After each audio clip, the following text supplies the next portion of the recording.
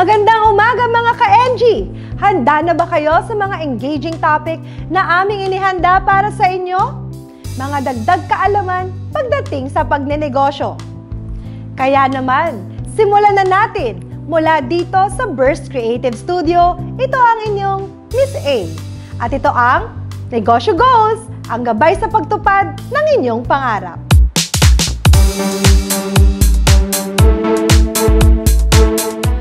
Sa ating star bisita, kaninong negosyo kaya ang binisita ng ating ka-NG na si Benji Paras? Hello Benji, asan ka?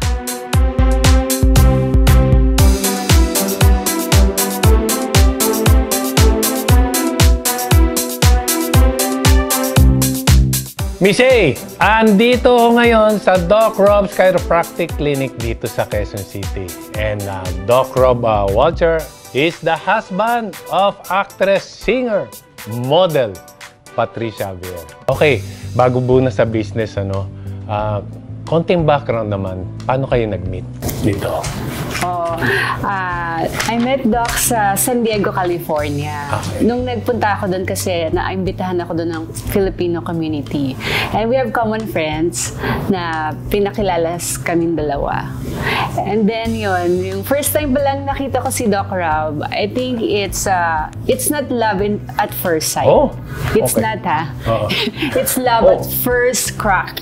First crack! Okay. Joke lang. Doon na sa San Diego nag-start lahat. At nag-stay ako sa San Diego for almost 13 years. Okay. Nung kinasal na kami ni Doc Rob. Tapos you have two kids. Yes, now we have two kids, si Robert at si Ryan. Okay. Ano yung pinaka-role mo rito? Dito sa business? Oo. Dito sa business, ako talaga yung operational manager. So, ang aking role dito ay ako yung umiikot sa lahat ng mga clinics namin to make sure na talagang everything is aligned. Okay. Na, parang buto, ah. Yeah. Ngayon, let's go to Doc. Doc, can you give us a background? What is Chiro? Chiro and chiropractic and benefits of that. Yeah, so chiropractic, we basically take care of one's spine, right? Okay. But what's the big deal? Why do we take care of the spine? Well, the spine is very, very, very important to take care of the nerves, right? This is your spinal cord. But what happens, we have stress on our spine and it affects the nervous system. And that leads to malfunction, that leads to back pain, headaches, dizziness, numbness, tingling. And so chiropractors, we care for the spine so that the nerves can communicate to the body so that you can become healthier. So chiropractic is more of a holistic approach to health. Why did you choose this career? Yeah, so I was always an athlete growing up, baseball, football, basketball. And when I was 20, I was exercising, just working out, and I hurt my back really bad. Oh, so severe, I couldn't put my shoes on. So I was I was bedridden. I did all the usual things. You know, I tried to take some meds. I did some physical therapy, some massage, but nothing was really working. And my dad urged me to see his chiropractor. And I was like everybody else. I was 20 years old. I didn't know what chiropractic was. So I went to this guy because I was so desperate. I was in so much pain. And this guy adjusted my spine, and like 2 minutes later, I was like 30% better. I was 40% better. This is what I want to do. And I knew right then that I wanted to be a chiropractor. What other things your clinic can offer?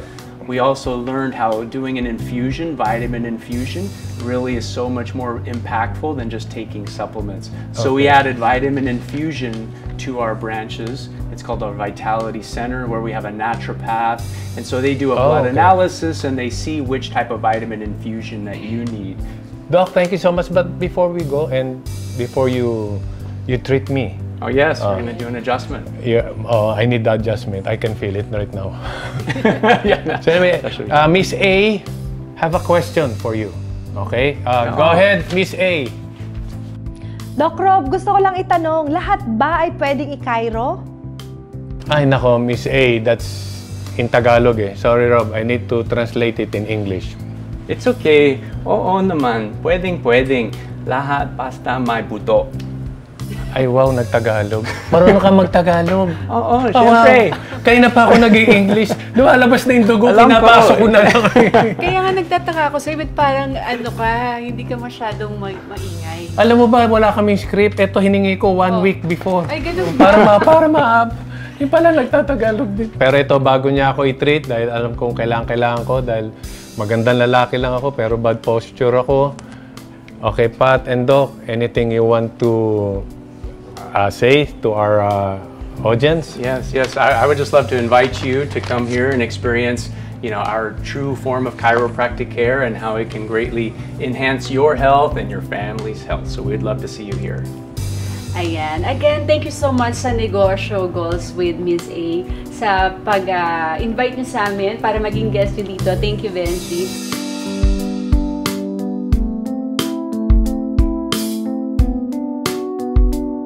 So that's what we're doing here. We're doing these very specific spinal adjustments to bring back the posture so that the nerves and the joints work properly.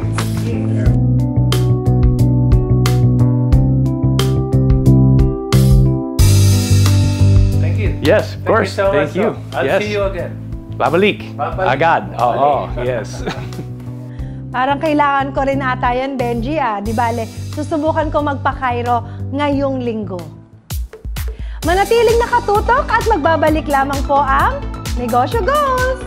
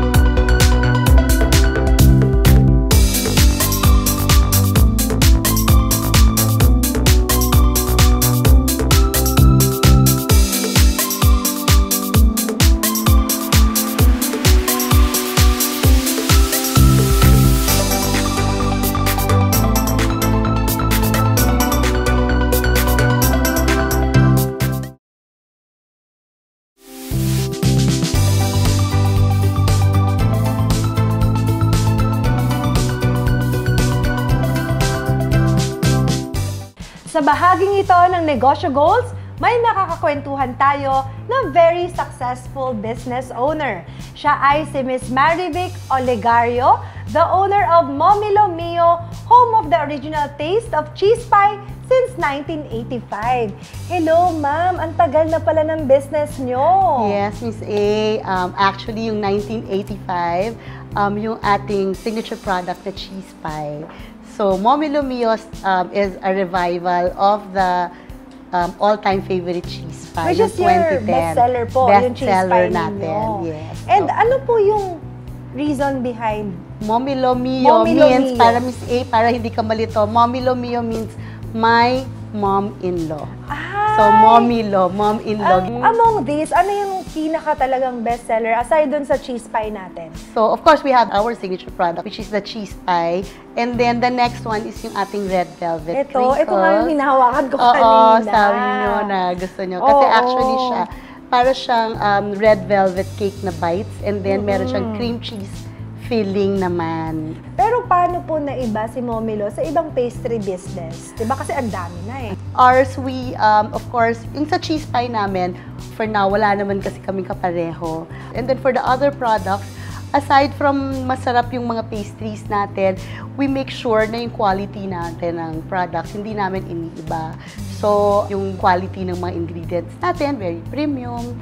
And hindi namin sinasacrifice yung halimbawa papalitan ng mga iba para lang Mas mura. mas magiging mura. So, yun. Aside from that, our customers ang binabalikan, they always appreciate our packaging. Yes, yun nga po. Oo, Sabi ko very- sana, gusto ko kayong i-commend because you have a very good packaging. Ako kasi medyo meticulosa din ako when it comes to packaging of the products. We make sure na ang ating packaging is very presentable.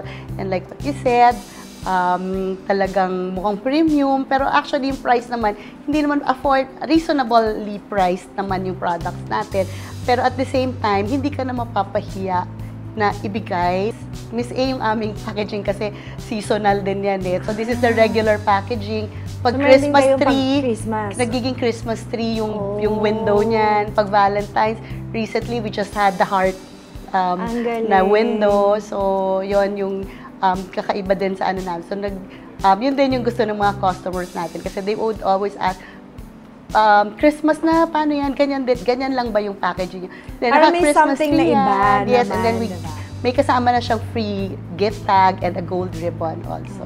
14 years na yung business natin. And for sure, you've heard a lot of feedback from your clients. Yes. Gaano kahalaga yung pagkuha or alamin yung mga feedback ng mga customers ninyo? Of course, very important yan, Miss A, lalo na as we hear our customers keep on telling us na ang sarap, hindi pa rin nagbabago yung quality from noon pa nila nabibili. Even in the 80s, 1985, up to now, ito pa rin yun. Oo, Ito pa. same pa Oo, din. so Walang malalaman nabago. nila na doon na kainaano ko sa, like, I have a production team, so ilagi na, I always tell them na, yun, we have to maintain the quality that we, how we make our products. Kung kapag may naiba, syempre kailangan, lalo na yung mga new customers.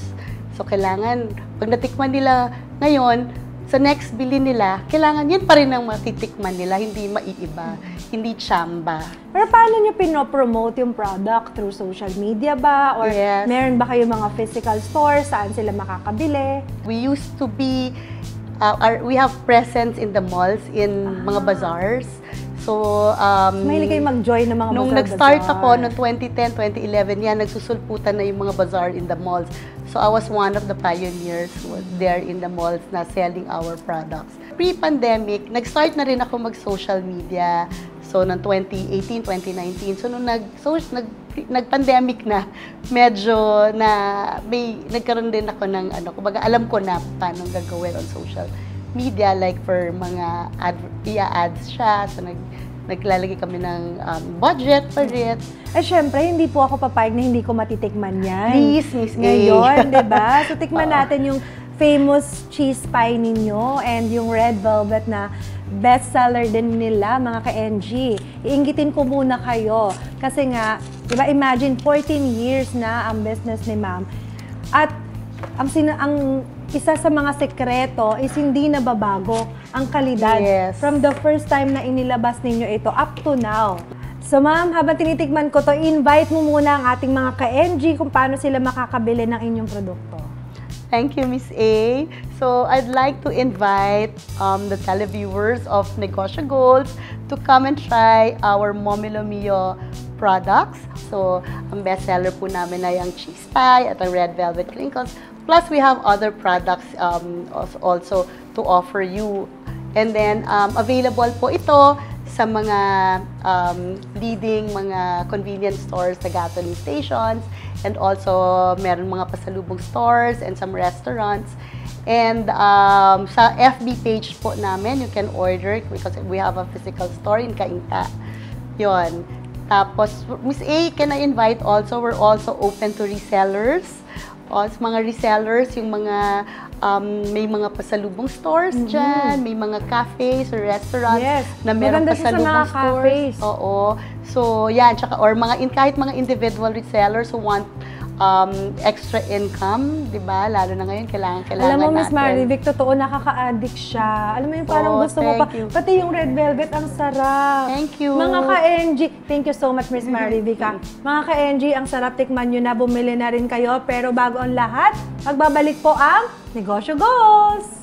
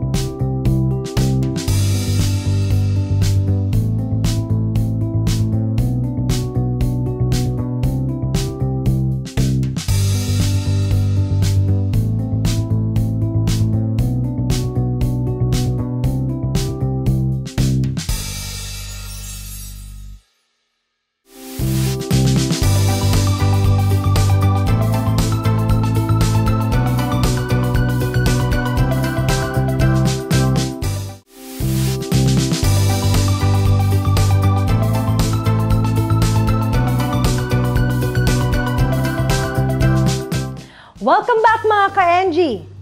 Kayo ba ay isang negosyante pero sobrang mahiyain? Nako, kailangan ninyong panoorin ang susunod naming ipapakilala na dati ring mahiyain pero nahanap ang sarili na may passion pagdating sa online selling. Panoorin natin ang kanyang kwento. Ako po si Anna Marie, 32 years old. At may isang anak din po. Yung linya ng negosyo namin is gas station. Nagsimula ako sa Lux bilang district distributor and then nag-upgrade ako bilang provincial distributor ngayon ng Pampanga. Nung pandemic, nag-try kasi akong mag-TikTok. And then, ayan, nung nag-TikTok tayo, nag-boom yung mga followers natin. Tapos, nag-start na mag-business si Miss A. Pinadala niya tayo ng PR box ng Lux Slim and Lux Skin. And then after, nung nagamit ko siya, wow, ang ganda. Sa lahat po na nagpadala sa akin ng mga PR box, yung Lux Slim talaga yung nagustuhan ko. That's why, piniem ko siya kung pwede akong maging distributor. First time ko din pumasok sa online nung sa Lux. And then sabi niya, sige po. And then pinorward niya ako sa provincial distributor ng Pampanga. Tapos yun, tuloy-tuloy na.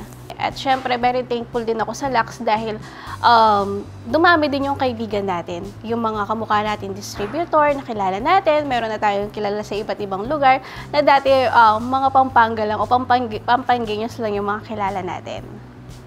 So, ang dami ko na nasubukan ng iba't ibang brand. Marami rin po nagpadala sa akin ng mga PR box. Pero bakit yung Lux yung pinili kong i-market? Kasi napakaganda niya. Like yung macchiato, wala siyang aftertaste. Ang sarap niya. Sa lahat ng slimming coffee, yun yung pinakamasarap na natikman ko. And then yung cucumber dalandan, sa mga hindi pa po nakatry ng cucumber dalandan, guys, itry nyo, napakasarap niya. And then after a few hours, lahat tanggal yung mga kinain mo. Yung mga usual na nagiging customers ko ay yung mga gustong maging healthy, gustong maging slim, at the same time, di ba, yung maging healthy sila. Yun yung mga laging bumibili sa akin. Yung ma-advise ko lang po sa mga gustong maging distributor, reseller ng ating product, una, syempre, itest mo muna sa sarili mo para makita mo yung effect ng product. And then after, kapag nagustuhan mo, pasukin mo na. Kasi sigurado, dahil sa'yo hiyang, sigurado magiging sa iba din, magiging hiyang din nila. At yung maganda sa Lux, napaka hands-on po ng ating CEO. Kaya hindi na siya mahirap i-market.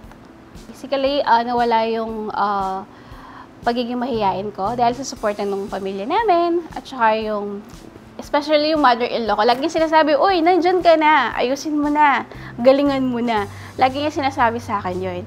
Kaya lagi akong sige na nga, nandito na nga ako, bakit hindi pa natin i-level up yung pagiging, yung pagiging online selling natin or pagiging online seller natin. And then after nun, yung husband ko rin, very supportive siya sa akin. Minsan nga, cargador ko nga siya. Natatawa nga yung mga yung mga buhay namin kasi yung boss nila nagiging cargador ko.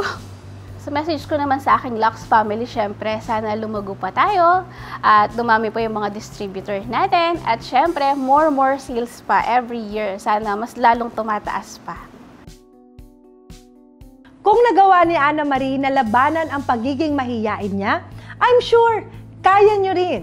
Dahil paano lalago ang inyong negosyo kung mahihiya kang ipaalam ito sa publiko.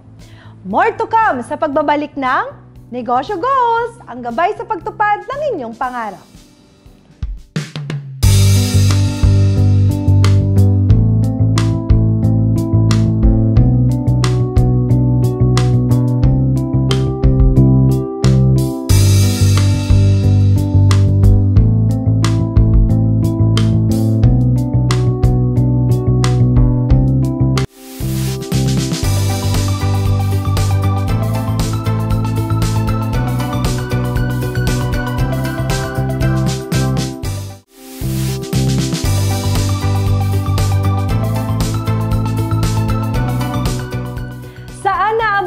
Piso mo. Bukod sa pisong candy, ano pa ang mabibili mo rito? Yan ang topic sa Pera Talk segment ng ating ka-NG na laging on the go na si Benji. Pasok, Benji!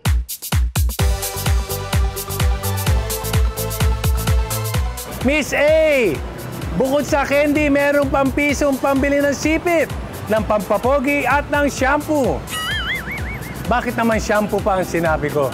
Anyway, lahat ng yan ay makikita dito lang sa nag-viral na bodega ni Tatay. At tawagin na natin ang tatay ng bayan, Tatay Alvin Esperida. Sir, magandang hapon po. Magandang araw. Ako, maraming salamat. At pwede mo ba akong itur dito sa iyong bodega at ipaliwanag kung paano nagsimula lahat? Tayo po sa loob. Balik kayo.